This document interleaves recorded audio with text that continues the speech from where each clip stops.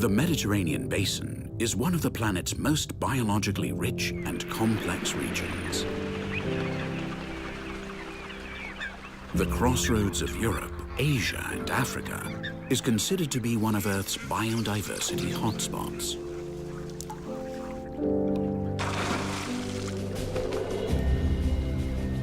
A vast number of both animal and plant species, unique to the region, live in its various habitats.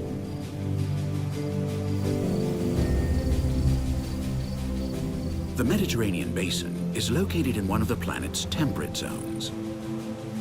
The subtropical climate makes it cold and wet here in winter, hot and dry in summer, and mild and rainy in autumn and spring. Occupied by human beings for more than 8,000 years, the Mediterranean Basin has experienced dramatic changes to its forest and woodland areas.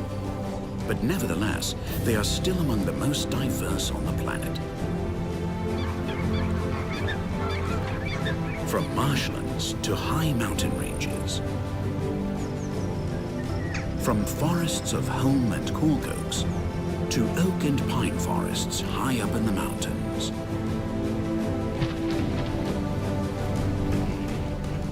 All of them are home to thousands of animal and plant species whose paths cross on their adventures through life.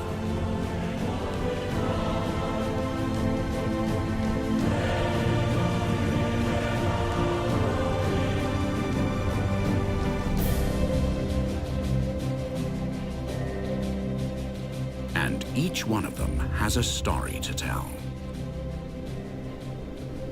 Stories of the Mediterranean forest. The Armored Warrior.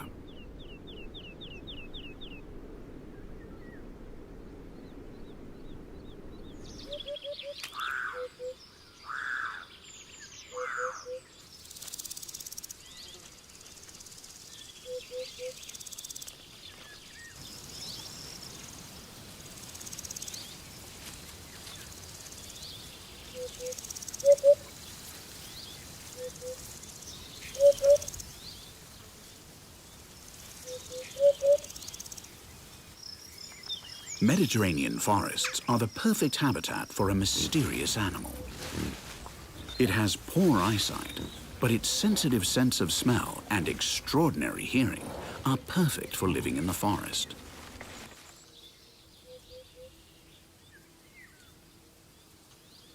This animal is the wild boar.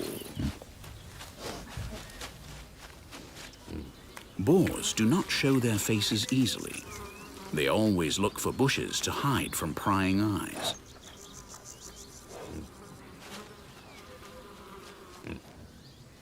Their body is covered with large and long bristles in shades of brown or blackish, which are perfect to go unnoticed among the vegetation surrounding them. Boars are mammals that easily adapt to any ecosystem. They only need thick vegetation for camouflage and enough food and water. Water not only for drinking, but also for bathing. Boars love to bathe. And the more mud there is, the better.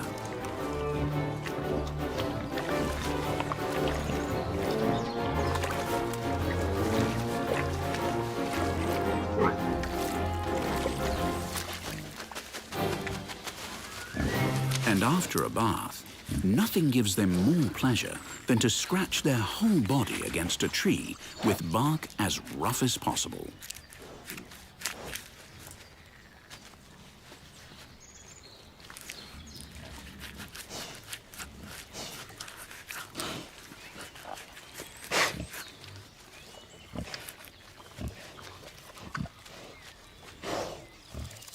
Their thick necks, short legs, and excellent sense of smell enable them to detect their food underground. Truffles, acorns, roots, insects, and small critters are their favorite food. And they have an insatiable appetite. Their extremely strong and resistant morphology makes them the armored warrior of the forest.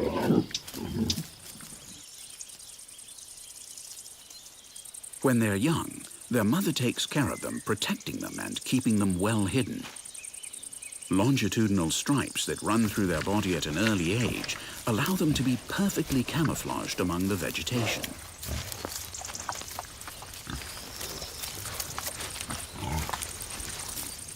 However, despite this excellent camouflage, they must always beware of the dangers of the forest, and not all survive.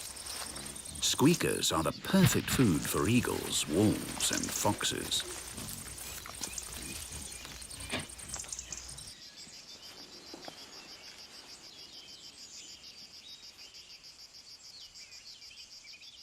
The protagonists of our story are two brothers, two young boars living in the Mediterranean forest in southern Europe.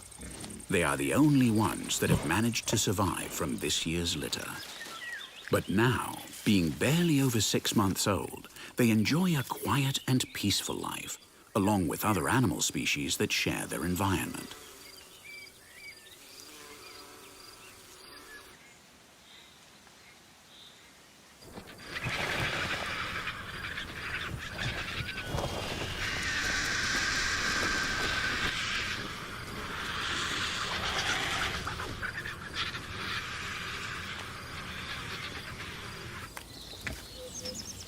With such a voracious appetite, our boars weigh almost 20 kilos. And the more they grow, the fewer enemies they have.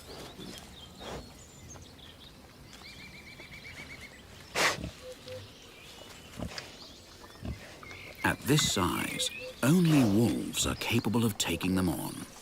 But fortunately for these young boars, wolves do not visit this quiet corner of the forest.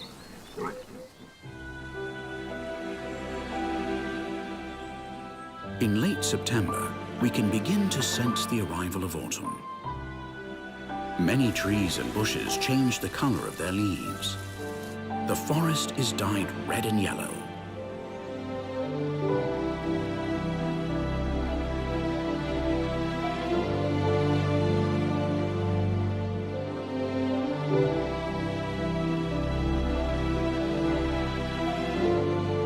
The fruits begin to ripen.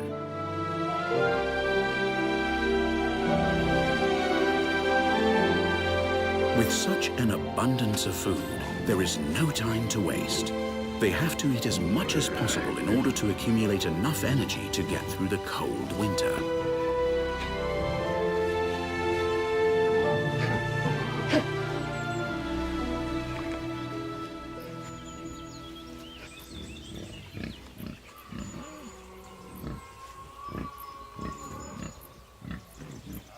At this time of year, the bucks sense that the does are ready for breeding.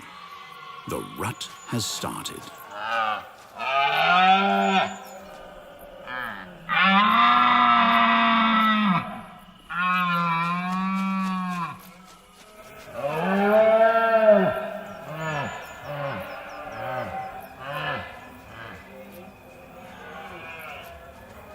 The frantic comings and goings of the males attracts the attention of one of the young boars, who has never seen them so unsettled.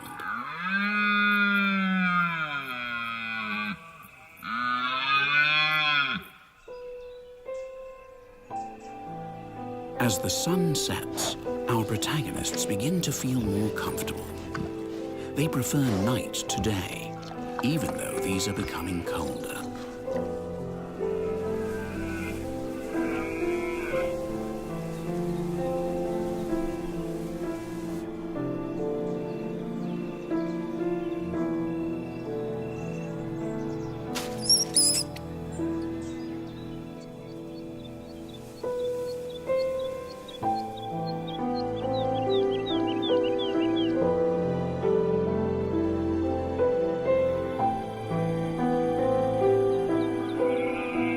The bellowing of the deer resounds in the dark. Adult males emit characteristic guttural sounds, intended to attract females and show their strength and superiority over the other deer. The large males are at their peak. They are strong and have been waiting for this moment all year. The does, on the other hand, are well nourished and ready to ovulate.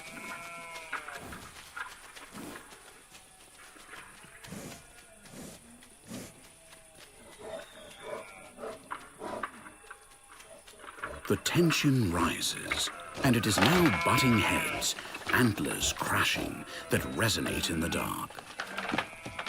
The victors, the strongest specimens, will mate with a greater number of females.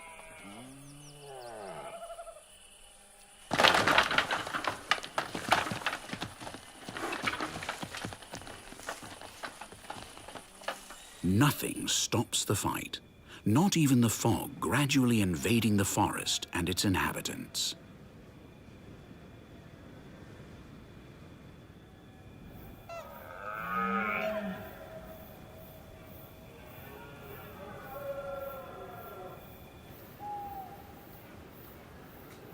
After an exhausting night, at the crack of dawn the fight ceases, and one of the males retreats, exhausted.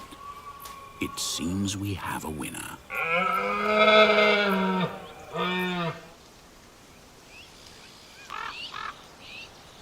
The fog slowly lifts, revealing the territory conquered by the new dominant male.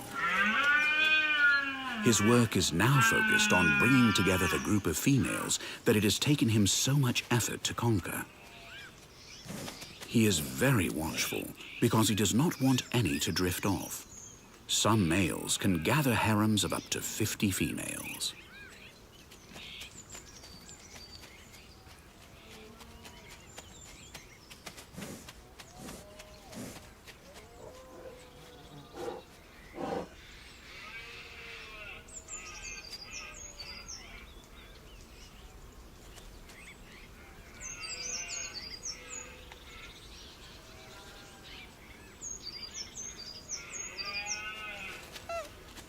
The buck notes that one of the does is moving too far away from the group.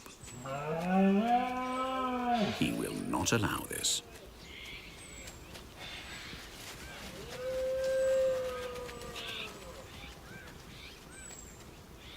He stands in the way and forces her to return to the harem.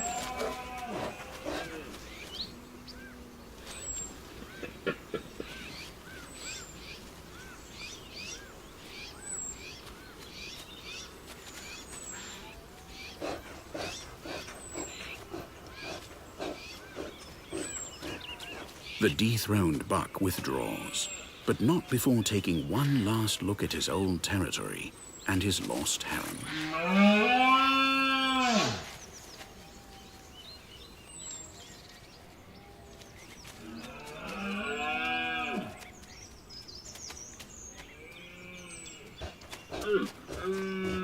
Although the struggles among males are not bloody, they can reach extreme weakening after several days of continuous fighting, and this male is exhausted.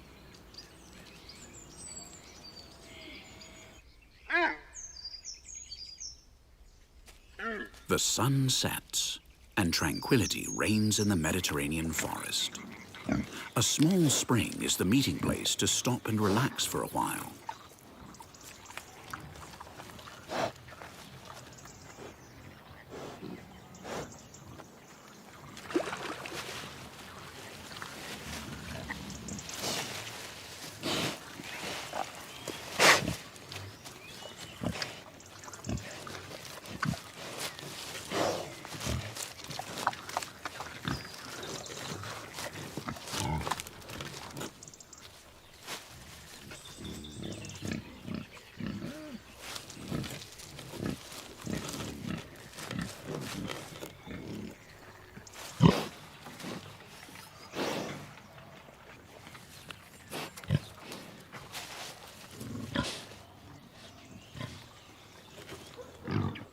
And this is the ideal time for small forest birds to drink and wash.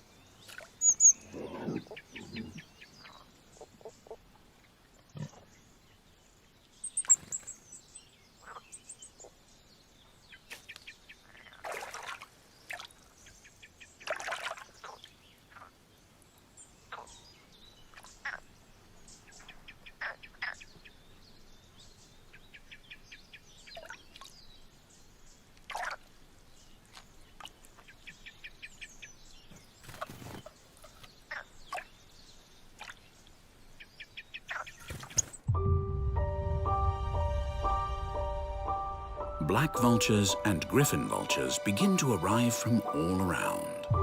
And that can only mean one thing: death hovers nearby.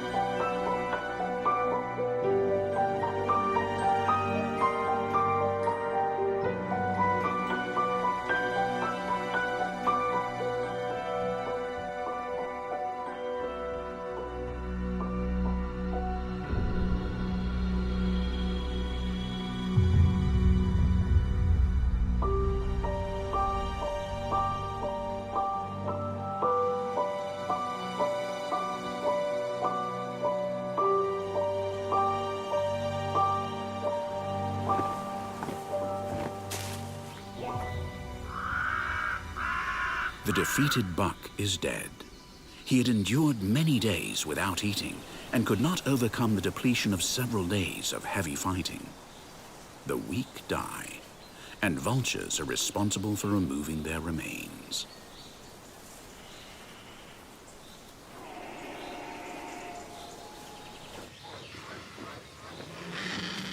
Vultures hover near the body, but they don't eat it. They seem to be having a wake for the body of the deceased warrior. Even 2 young imperial eagles join the wake.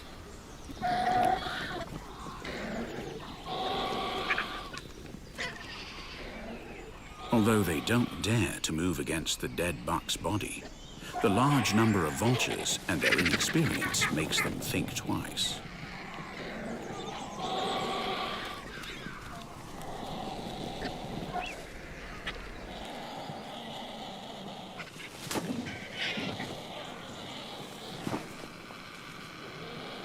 And they end up leaving the place, as they can't compete against this great army.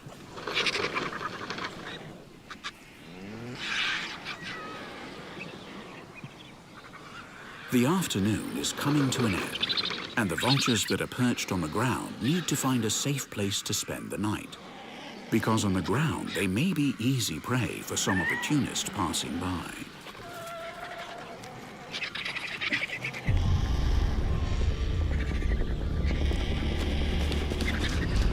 Everyone wants to get a place in the front row for tomorrow's feast.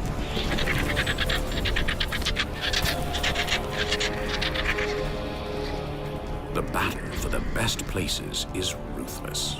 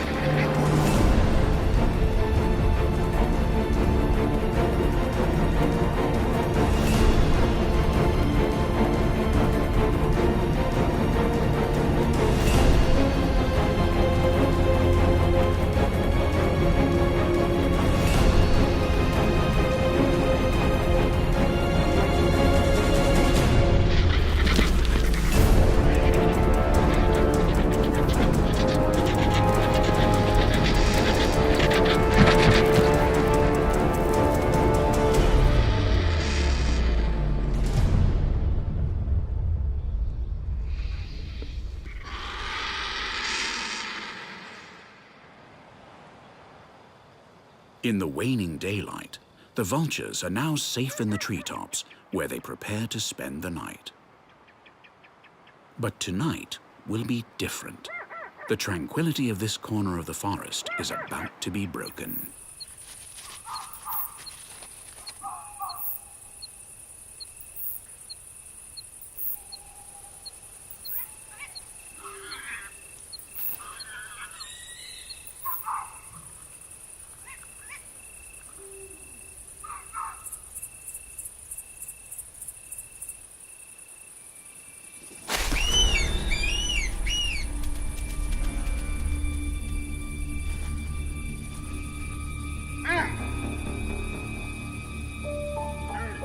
tension permeates the atmosphere.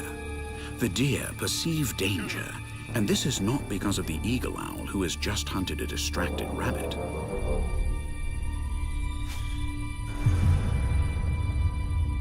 This is a much greater fear, an ancestral fear.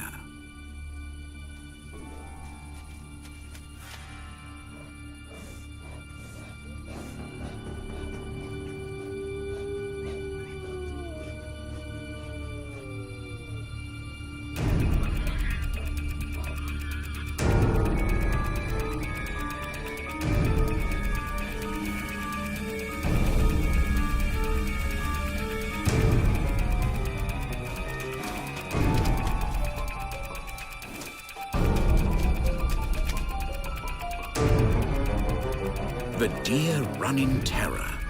What is making them run away?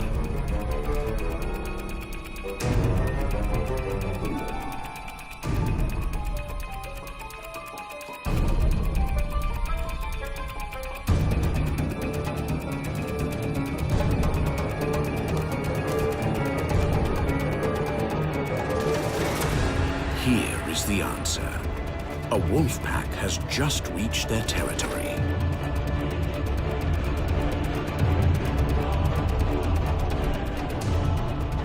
From this moment on, the peace is over. Not only for the deer, but for all the inhabitants of this corner of the forest, including our two protagonists. For now, the wolves are busy scouting their new territory. Fortunately, their hunger has been sated, so no hunting will take place tonight.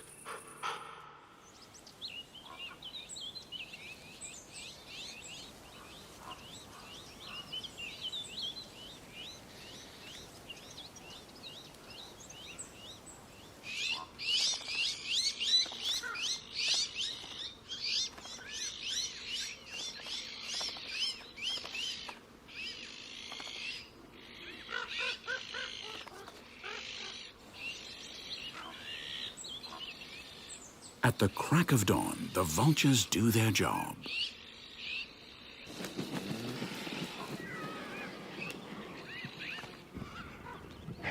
And what they do best is clear the field of dead bodies and carrion, thus preventing the transmission of diseases to other inhabitants of this ecosystem.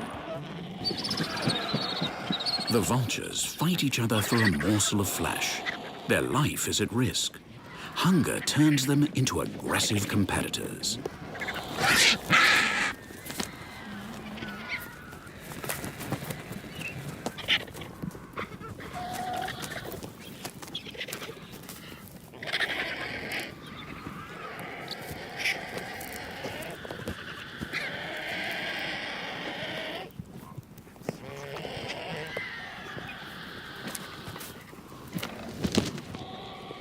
The first vultures that started eating the deer, now with a full crop, give way to new diners. They are now engaged in cleaning and arranging their feathers. Keeping their feathers in good condition is critical to their survival.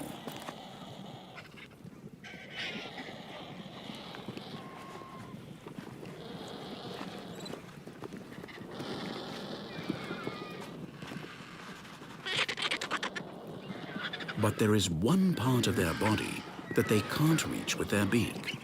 And for this, they need to help each other.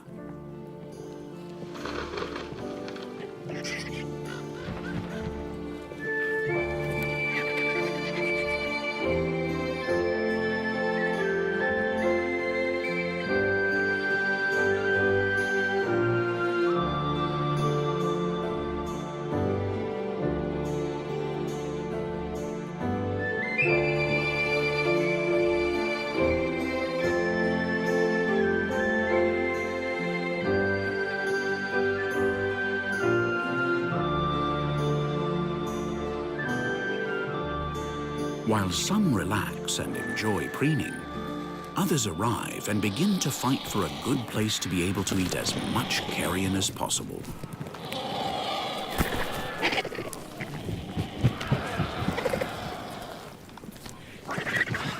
However, not all those coming to the banquet are vultures. From the air, this imperial eagle observes the fierce fights that occur on the ground. And before going down to eat, it chooses to assess the situation. With a weight of just over 3 kilos, it must face aggressive vultures that can triple its weight.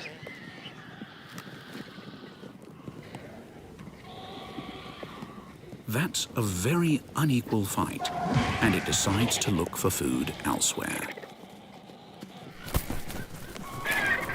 All the action taking place around the body also attracts a golden eagle.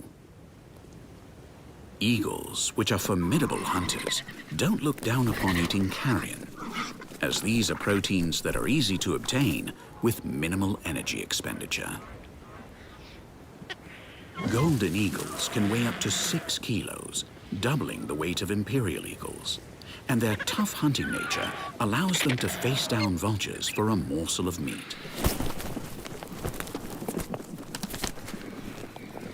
The golden eagle sees an opportunity and goes for it. But it doesn't go for the carrion. If there were few opponents, it wouldn't hesitate to go down and fight them. But the large number of vultures and the aggressiveness caused by their hunger makes it decide not to go down, as it doesn't want to risk suffering any injuries.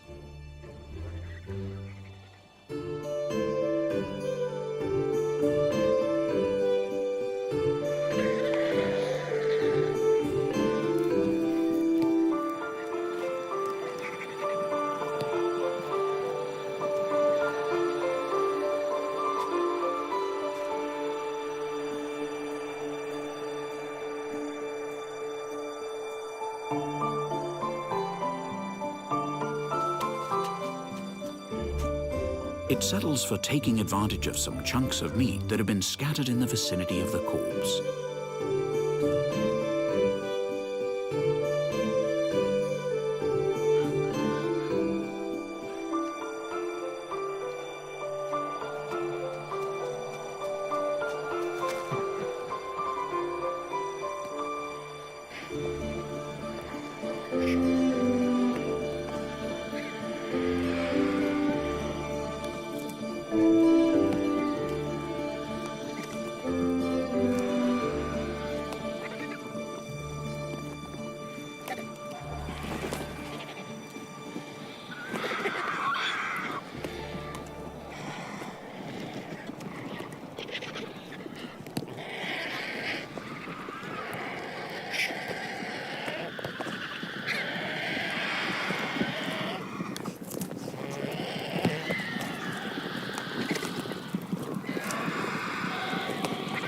With such outrageous neighbors, the golden eagle takes its food and decides to look for a quieter place to eat without so much noise.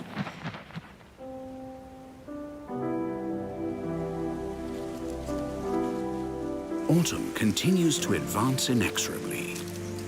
Leaves fall, leaving bare deciduous trees. From the protective forest where our boars hid, only leafless trees and bushes remain, and hiding becomes quite a challenge. And now, more than ever, they need to hide from predators.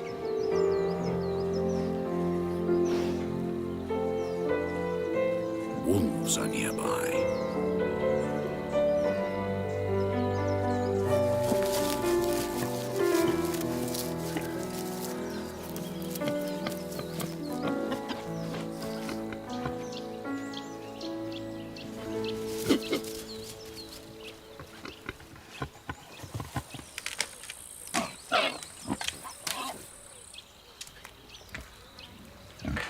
In the distance, at the top of the mountain, a sharp sound reverberates in the steep crags. That is the realm of the Iberian ibex. 2 large males are measuring their strength.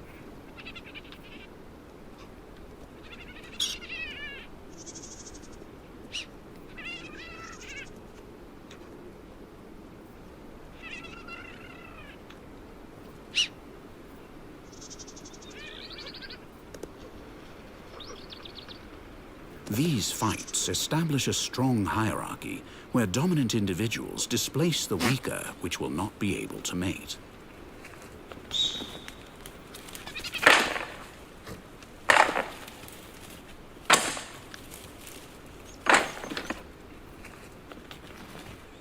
The winner, which is the strongest male, will be responsible for mating with the females and passing on its genes to the next generation. The rest of the herd rests peacefully on the top of the rocks, which is where they feel safer.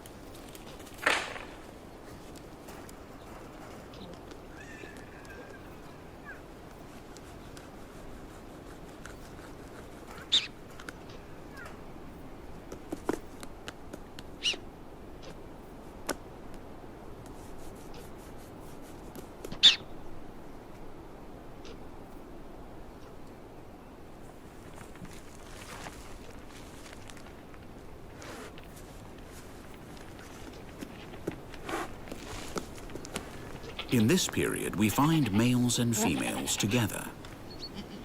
During the rest of the year, they remain apart. But during the month of November, in the breeding season, they get together again.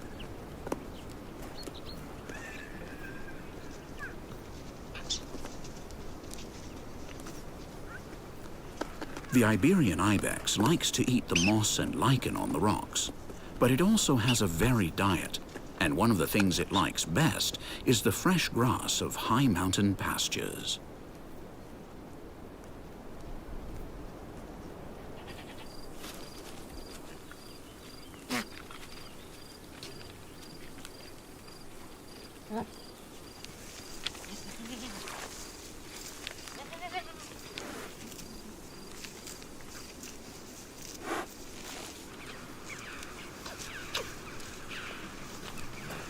When they are off their rocky vantage points, they have to remain together because this is where they are most exposed to predators.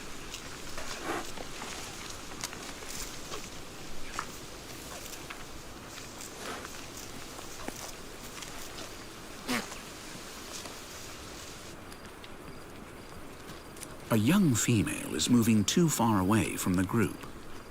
She's being very imprudent, because you never know where the danger may appear.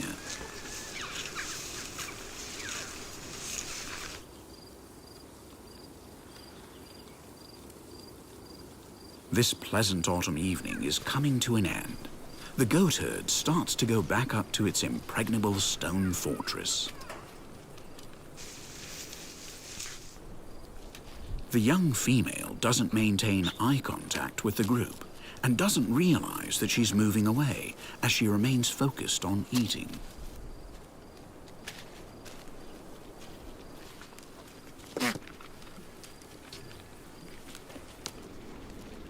The steep crag will keep them safe.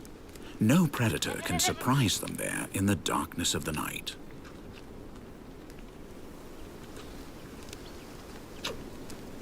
The dominant males check whether the females are sexually active by standing behind them and flicking their tongues. At the same time, they raise their tails, leaving the anal gland free to better disseminate and transmit their pheromones to the females, indicating that they are ready. But it seems that the females are not ready yet. Only the victorious males will mate with the females.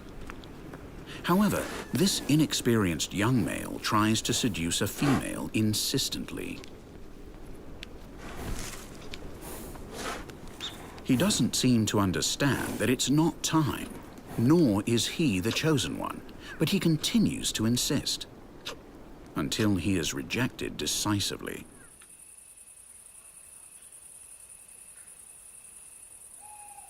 When the sun goes down and the moon appears, many of the forest inhabitants begin their search for food.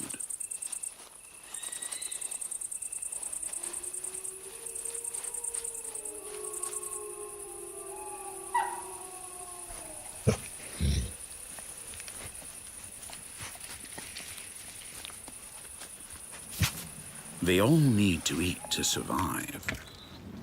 So tonight, as every night, Some will eat, and others will be eaten.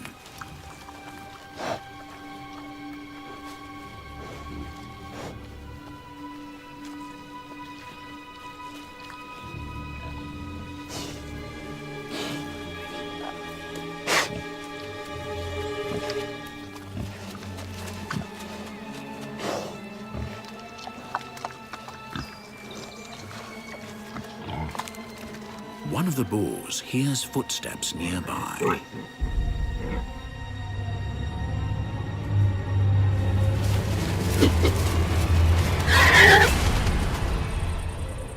The young Iberian ibex that became separated from its herd is the one that scared our boar.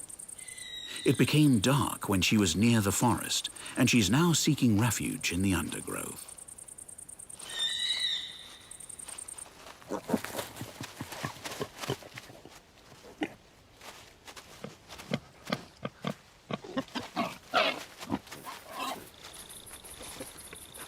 To recover from the shock, there is nothing better than taking a nice, relaxing bath.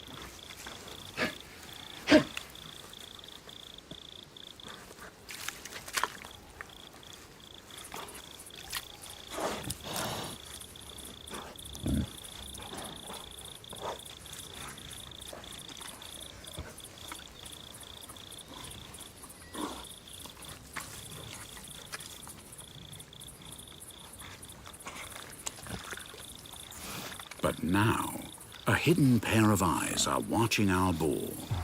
And this time, it is not the young female ibex.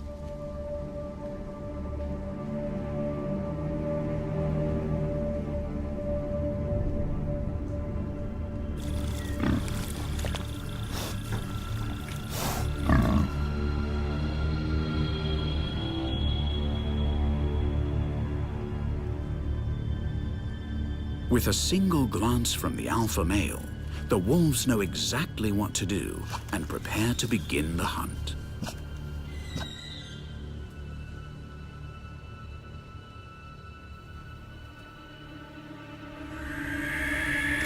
They move forward without making any noise.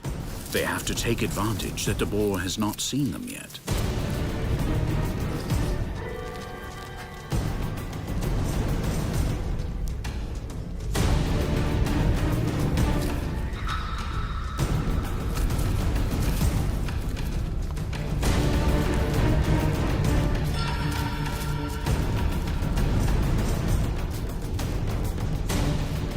But our hero sees a silhouette backlit by moonlight.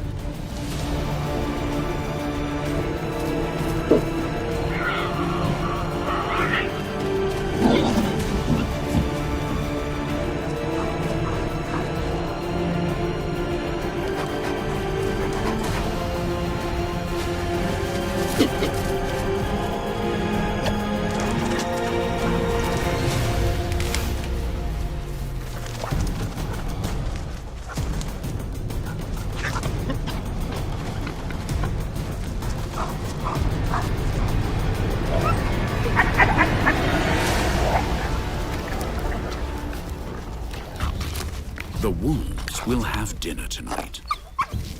Their role in the ecosystems is critical as they control the population of large herbivores. Without them, the deer, roe deer, goats or boars would ruin the natural balance of the forest.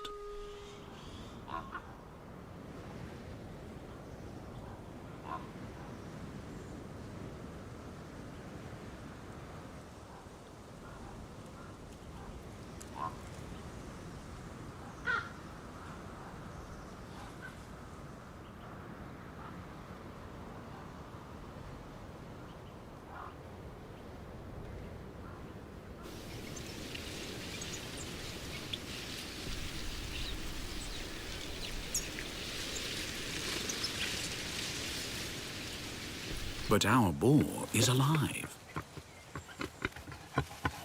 With whom did the wolves sate their hunger?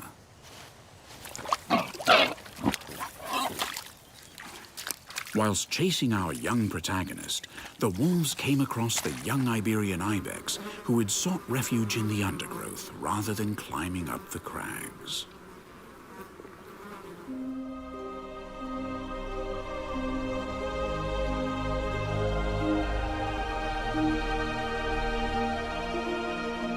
Days pass and the weather changes rapidly.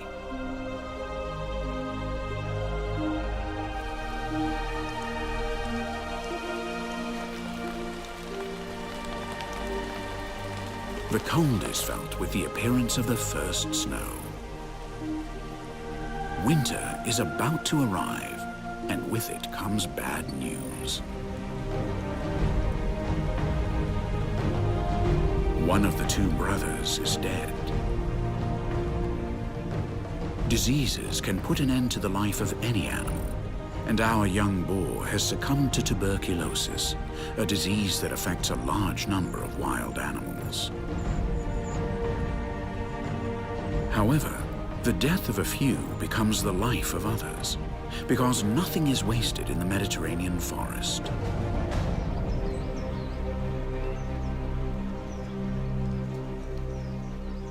A red kite has found the corpse and wants to sate his hunger with it.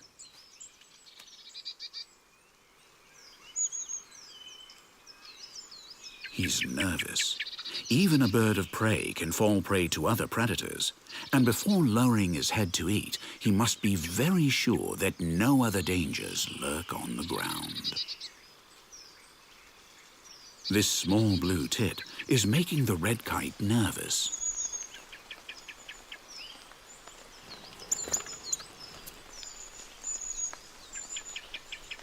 The blue tit's diet consists mainly of insects and spiders. However, during autumn and winter, he also has to eat seeds and fruits, where he gets the energy required by his metabolism.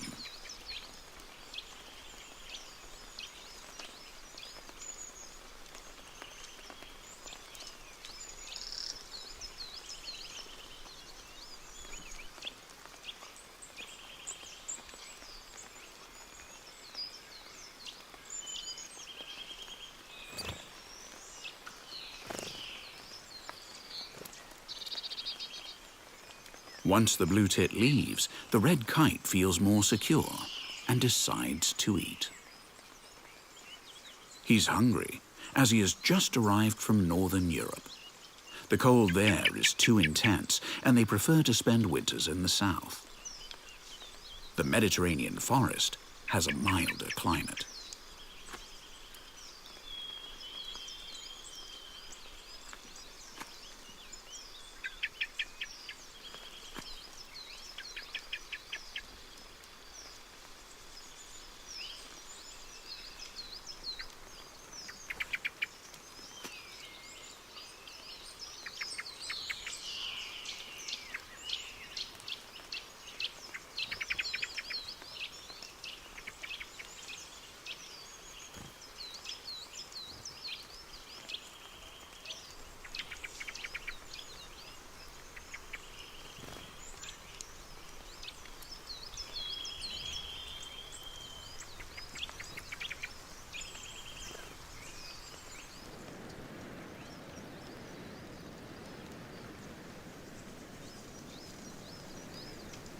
Red kites won't be the only ones to take advantage of the opportunities offered by a corpse. It's energy and very cheap to get.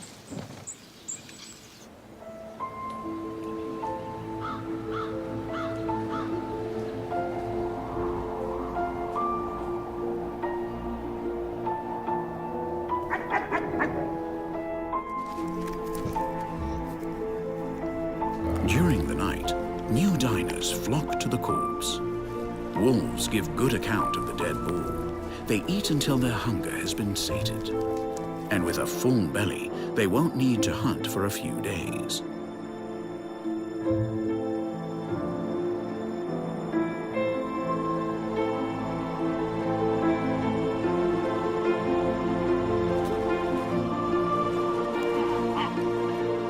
foxes arrive later in the evening. Nobody is willing to waste a good portion of meat.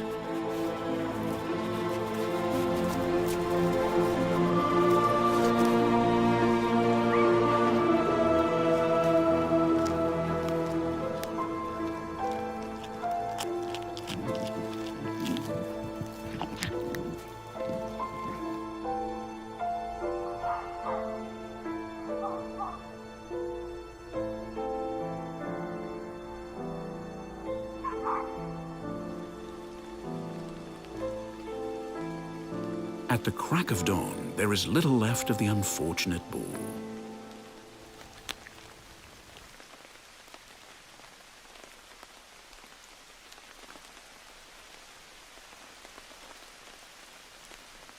The vultures are waiting for the fox to finish eating. They know how to patiently wait their turn.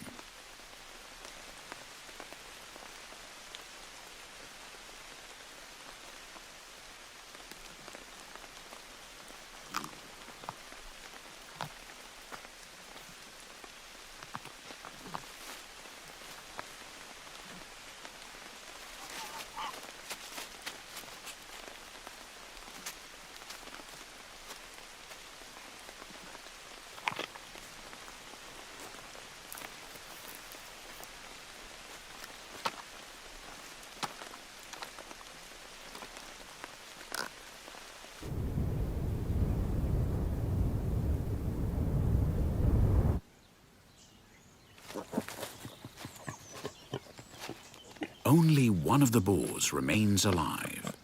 He's been lucky so far.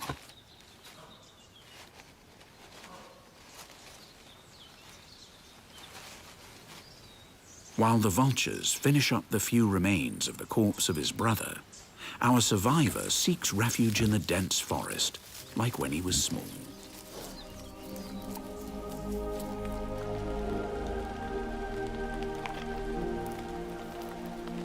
Many die along the way, and only a few reach adulthood.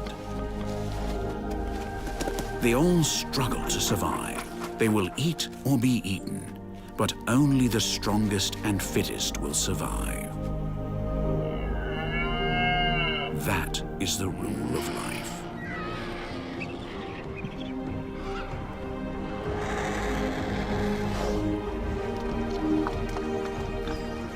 Our boar will fight with all his strength. It's written in his genes. However, the toughest test is yet to be overcome: the harsh winter.